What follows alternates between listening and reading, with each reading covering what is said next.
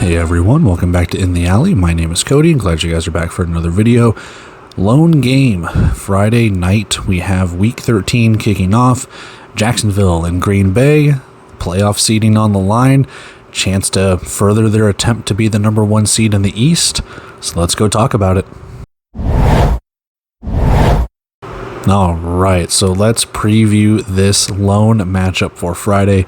We have a 7:05 p.m. Central Time kickoff. Where else but the Indoor Football League Network? We have the 7-3 Jacksonville Sharks taking on the 7-3 Green Bay Blizzard.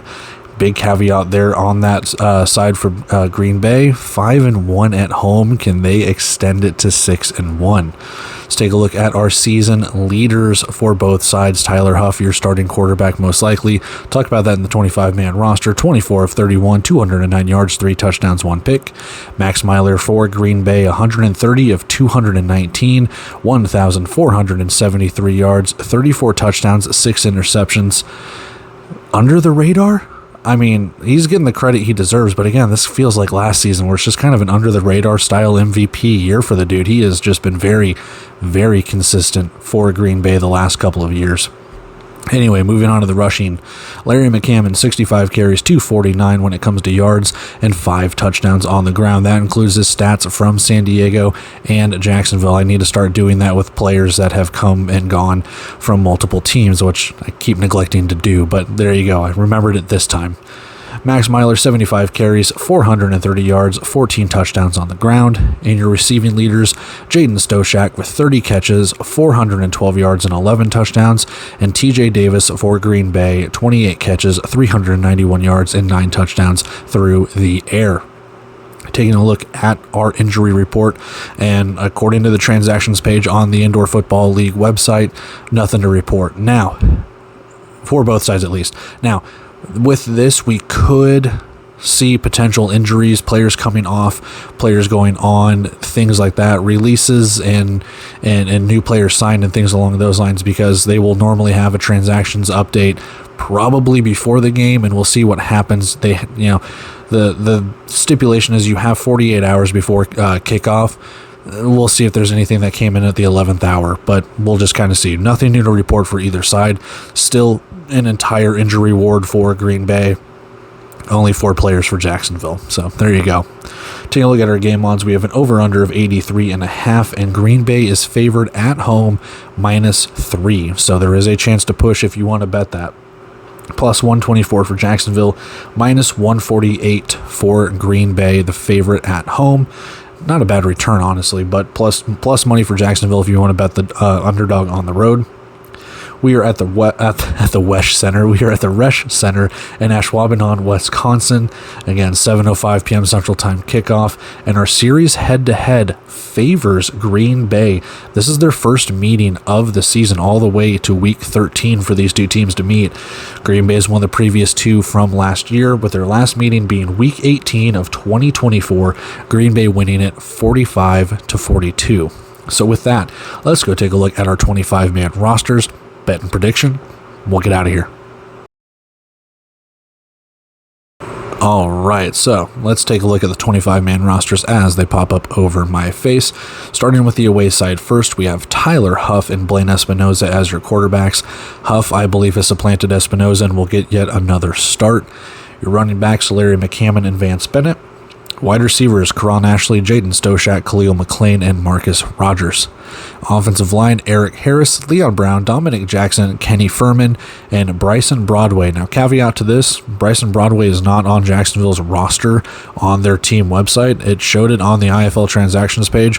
Whether or not that is a true signing or just a made-up guy, he's real. He went to Georgia Southern. I looked him up, but we don't know.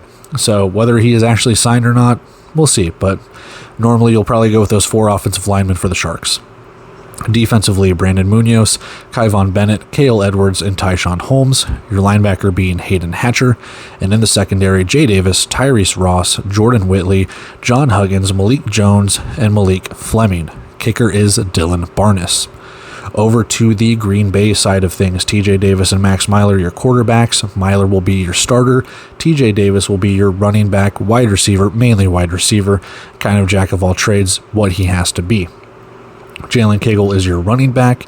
Your wide receiver is Andre Williams, Lowell Patron, Harry Ballard, and Jazarick Peterson. Your offensive line, Devin Johnson, Jake Parks, Kadir Kaunta, and Andrew Carter. On the defensive side of the ball, you have Devin Rice, Rafiq Abdul-Wahid, Tremont Lofton, Alan Henry, and Sean Mustin for that defensive line. Your linebackers, Andre White and Jalen Johnson. In the secondary for Green Bay, Nigel Canada, Mamadou Mbai, Kevin Ransom, Isaiah Jacobs, Cale Jackson, and Naeem Alexander. Your kicker is Andrew Mevis. That is your 25-man roster for the Jacksonville Sharks, your 25-man roster for the Green Bay Blizzard. So now let's go take a look at our bet, our prediction, kind of talk a little bit more about this game, and we'll get out of here. All right, bet and prediction time for this one. Minus 148 for Green Bay on the money line. Reasoning, I think it's a close game. I'm not ready to bet any sort of spread in this one. The money line is too good for me when it comes to that kind of stuff. So minus 148, not the best return compared to like the minus 110 odds you would get for a spread or an over under. And I honestly do not know how this game is going to go. Both offenses pretty good. Let's call a spade a spade. Tyler Huff is a very run-first quarterback. That's not to say he can't throw the ball. He can. But with only 3 touchdowns and 1 interception, I know he's been very limited in his starts. I get that. But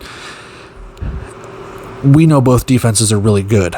We do. Now, both defenses can give up points. Both defenses can give up yards, which is why I'm still not necessarily sold on an over-under yet either, because this could be something where Jacksonville could come out and say, hey, we're going to limit this run, we're going to limit this pass, we're going to limit your points. Green Bay could do the exact same thing, or this could be something where both teams just let up over 40 points because they've been prone to doing that every so often as well. And Green Bay has put up quite a bit of points every single game this year, whether it's 40, 50, 60, 70, whatever the case could be. Green Bay can score. Green Bay has not played this defense yet this season for Jacksonville. On the other side, it kind of goes the same way. Jacksonville can put up points and shut you down. They have not played an offense like Green Bay's yet. Now, that's to say, Jacksonville has beaten Arizona last week. Jacksonville has shut out Vegas in the second half. They've completely bullied Fishers. I mean, Jacksonville is very, very talented. That's why I'm picking Green Bay money line. That's not to say Jacksonville can't win this game. They absolutely can. I'm just picking Green Bay. They're 5-1 at home.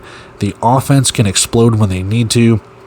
I'm really curious to see how those wide receivers, Williams and Ballard, go up against the ball hawks of like John Huggins and Malik Jones. Jay Davis with a pick 6 last week, or at least an interception. It's going to be a very intriguing game. You know, both teams looking to vie for that number 1 seed in the East. I know Quad City holds it right now, but right now this game could maybe springboard one of them for the positive momentum for the rest of the second half of this season, with a chance to get that number 1 seed if Quad City were to falter from that. So, I don't know, man. And both defensive lines, you know, Brandon Munoz, Sean Mustin, I mean, they can get after the quarterback here.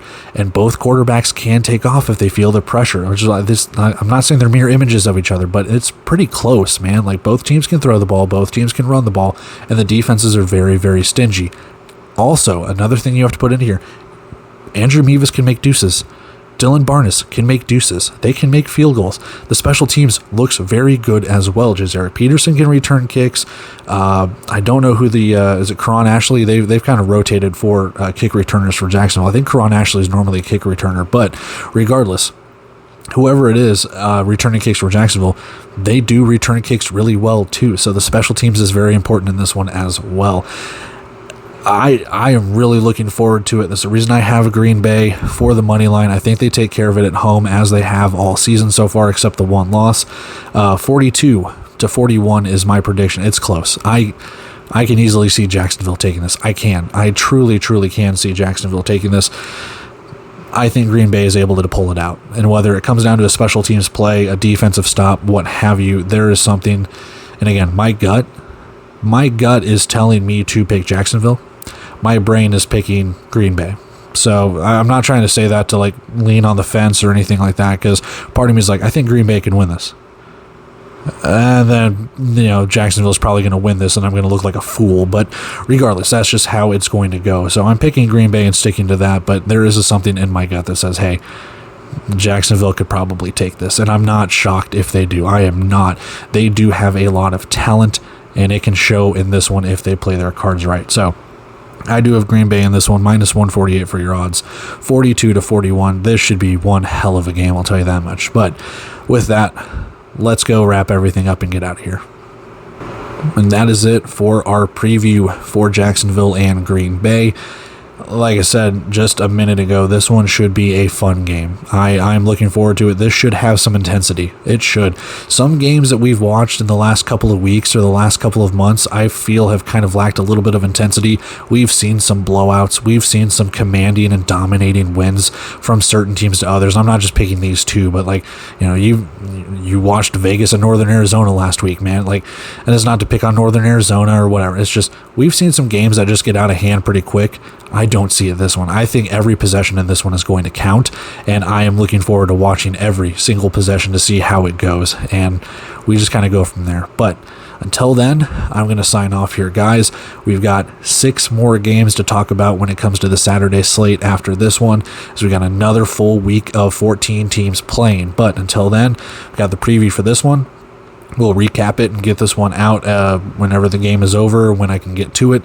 And we got the Saturday slate with that and the preview and all of that going through this weekend. So, till then, signing off here, guys. Love and appreciate every single one of you. If you feel so inclined, like, comment, share, subscribe, whatever you guys want to do. It doesn't matter to me. But with that, I'm going to take off here, guys. Let's go get ready for kickoff for Friday.